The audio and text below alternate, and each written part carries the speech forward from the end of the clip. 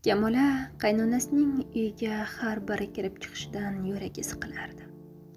Nafaqat yuragi, hatto yurish turishida ham o'zini erkin tutolmasdi.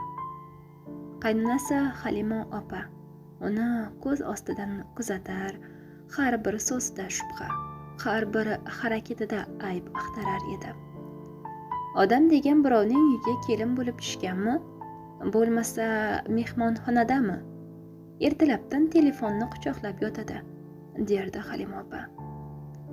O'g'li Sardor esa bu gaplardan charchagan edi. U har safar onasi bilan janjallashganda ayolini himoya qilardi. Onasining tanbehlariga chidamay bir kuni u qattiq ohangda dedi: "Ona, siz doim Kamolani yomon ko'rasiz. Bu sizning shaxsiy adovatingiz. U meni sevadi, men ham uni. Iltimos, uyimizga tinchlik bering." Halima opa yig'lab katta o'g'li Jo'rabeknikiga ko'chib ketdi.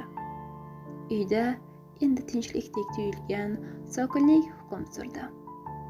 Oradan bir necha hafta o'tgach, Sardor ish yuzasidan viloyatlardan biriga safarga ketdi. U yo'l bo'yida onasi bilan bo'lgan so'nggi suhbatni eslab, yuragida g'ashlik sezdi.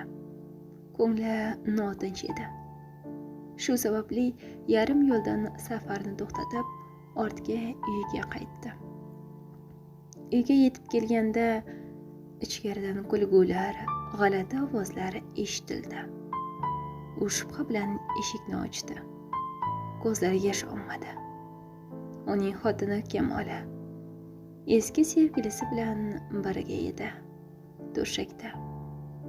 Ularning shoshilib cho'chiganini, qochmoqchi bo'lganini barchasi Sardorning ko'z oldida ro'y berdi.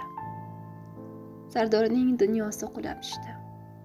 Bir tomondan xiyonat og'rig'i, ikkinchi tomondan onasining ogohlantirishlari eslab o'zini aybdordek his qildi. Ustiga ustak onasining yuragi nega bu qadar sezgir bo'lganini endi tushundi. Onasi shubhalangandan emas, faqatgina onalik sezgisi unga tinchlik bermagan edi. Ertasiga Sardor onasining oldiga borib, ko'zda yosh bilan uzr so'radi.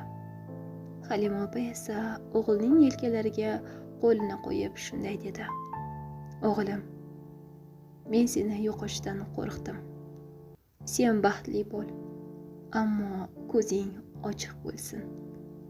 Men seni nazorat qilishni emas, himoya qilishni xohlagan edim."